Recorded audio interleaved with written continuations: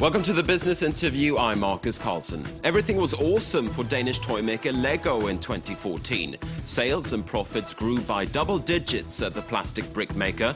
Part of the success stemmed from the box office. The Lego movie may have been snubbed at the Oscars recently, but it was a commercial hit. And on top of that, Lego was recently named the world's most powerful brand by the consultancy Brand Finance. To talk about where the company goes next, we can turn to Chief Executive Jorgen Vig Knudstorp. He's with us from Lego's headquarters in Billund, Denmark. Thank you very much indeed for being with us, first of all. Thank you. I appreciate the opportunity. Now, how much of your success last year in 2014 stemmed from the Lego movie, both in terms of ticket sales and also in terms of merchandising? Right. So the Lego movie itself was developed by Warner Brothers. It's really their project, so they earn all the revenues from the movie. We are not part of that. We earn a small licensing income. But for us, the main excitement and attraction of the movie is that it's such a wonderful experience and such a great expression of what the Lego product and Lego idea is all about. And that surely has had an impact on our business. But having said that, I would say that our growth in 2014 was very broad-based. Our biggest themes remain things like Lego City, Lego Duplo, Lego Star Wars, Lego Friends, which is a theme particular for girls. So our revenue is all based on the Lego brick that you'll probably be very familiar with. And it is the growth of such core offerings that is fueling our top line in 2014. And it's also a geographically very broad-based growth. So we've seen a very nice growth in Russia, in the UK, in US, in China in particular. We've seen very strong growth. So these sorts of things, to me, suggest that the Lego movie had a part in it, but it isn't the entire explanation. You say that the Lego movie was a Warner Brothers project. Still, though, I'm guessing that you've made a buck or two when it comes to the merchandising surrounding the film. Do you think that you will be able to do a repeat performance, so to speak, in terms of growth in 2015 as the effect of the Lego movie tapers off? Yes, I think we are, because I think also a large part of the growth we saw in 2014 was based on other things than our Lego movie products. So certainly I think the growth is set to continue as we continue to expand our presence in a number of markets worldwide. Plus, I believe this overall effect of raising awareness to the Lego brand and explaining what the Lego experience is all about that comes from the movie will stay with us for quite some time. In that the Lego movie has also, I think, in a certain way, educated a new group of consumers, whether it's children who are growing up to get to know Lego or being present in countries where they were maybe not so familiar with Lego until they saw the movie. Now, your home country Denmark is not in the eurozone itself, but the Danish kroner is still pegged to the euro. What's the impact on you as the euro and the kroner lose value? Obviously, we're seeing an impact over time from the current appreciation of the US dollar. It's not a major influence on our 2014 results for a number of reasons. One being that we actually manufacture a lot of what we sell in the US inside NAFTA in Mexico, but also because the impact was for us somewhat delayed in 2014. In terms of the Russian ruble, of course, which is an extreme case, and also to a much less, in a more moderate way, the Japanese yen, we're seeing a currency impact. But it is something that I think a company like ours, which really has a global consumer basis, we are able to sort of balance out these currency effects, and it has not been a major factor. In 2014, we had a top-line growth in local currencies of 15%. Translated back to Danish kroner, that became 13% growth. So that gives you an idea of the type of impact we're talking about. Now, as I said, as you just said there, 2014 was a pretty stellar year for you. Still, though, looking ahead, what are the risks to Lego's business? We've talked about the currencies, but what other risks are there on your horizon? Yes, so I think, interestingly, over time, it's not that the Lego business is counter-cyclical or anything like that, but I think over time I've seen the Lego business being fairly resistant to short-term macroeconomic or geopolitical changes or even turmoil. So we seem to be more on a long-term trend correlated to the growth in average income in households across the world.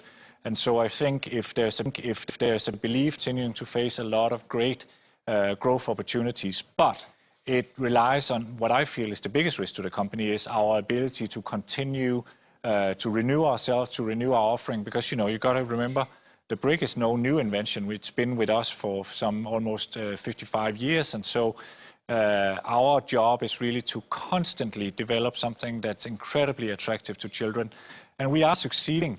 But I think for me, that is what I worry about most, is our ability to constantly innovate and renew ourselves, because it is the key driver of our top-line development. What's your plan when it comes to innovation? Now, your biggest rival, Mattel, of course, has taken a hit as Barbie sales have slipped. How big is that risk for you, that tastes change and you go out of style, essentially? And what can you do about that risk?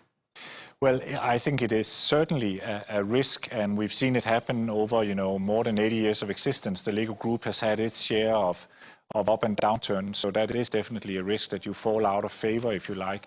But what we're doing about it is, of course, a number of things. We're staying very close to our core consumer base. We're seeing literally thousands of children across different geographies every year. We have a design team, which is over 200 people, reflecting their different 25 nationalities. So, you know, for us, it's really about staying very close to the retailer, using all the knowledge, all the data, all the analytics that retailers today offer through e-commerce, using the insights we generate by living with children and their families, by bringing them inside our company. So it's sort of to be, if you like, remain humble and open to input, so you catch underlying trends soon enough to be able to react to them. And that, of course, is not an exact science. We can get it wrong. We can be too slow to react, but so far our history proves that we have been fairly agile to react and continue to be successful. Now, you have received criticism in recent years for marketing toys differently to boys and girls, or marketing toys essentially separately to boys and girls. Will you continue doing that? Yes, it's true that the criticism was raised, but it was also raised by a group of people who had not seen the products we were bringing to market. They had a concern that the products we were bringing to market would be too stereotypical in depicting a girl's aspirations or the future life of a girl as a grown-up woman. And when they actually saw the product, they really saw that this was based on the Lego brick, just like a Lego City product. And they actually withdrew the criticism. And they also, when reviewing our marketing material, could see that we were actually one of the companies that had, through generations, literally going back to the early 1970s, and even 1950s, been promoting that creative play is equally relevant for boys and for girls.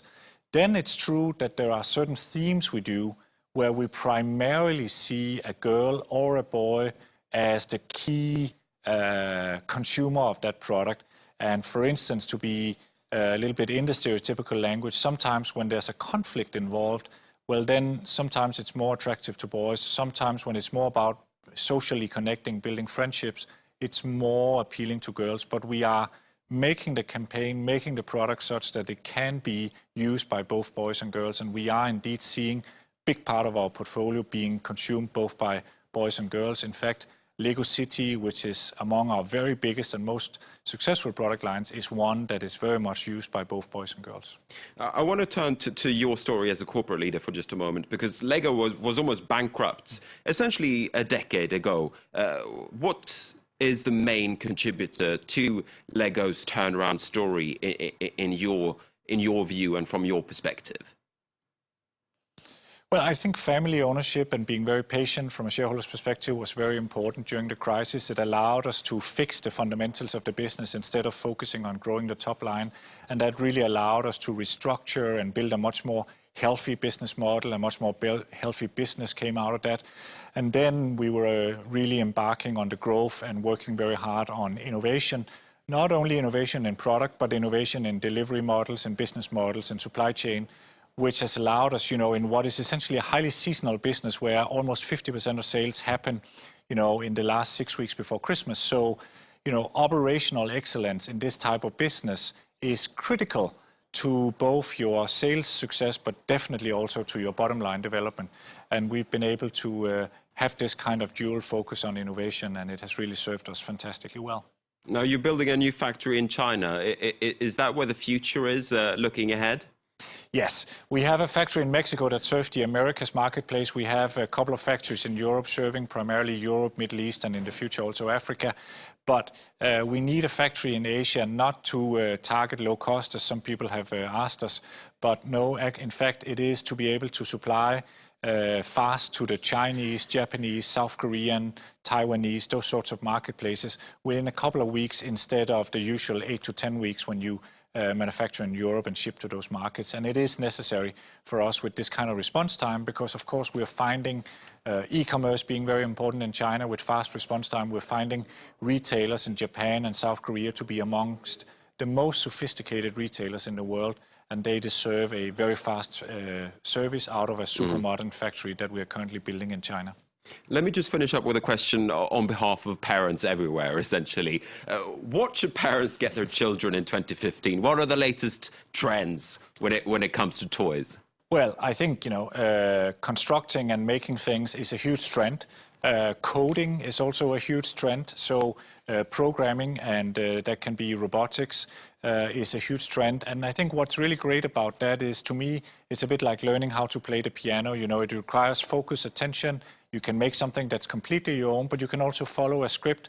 And by following the script, you do learn something about how to put the various elements together to create beautiful constructions or beautiful music. That's where I would take children if I were to advise those parents. All right, parents everywhere, you have been told by the man himself, the chief executive of Lego, Jorgen Vig Knudstorp. I want to thank you very much indeed for speaking to France 24. And with that, we're going to be wrapping up this edition of the Business Interview. Thanks for watching.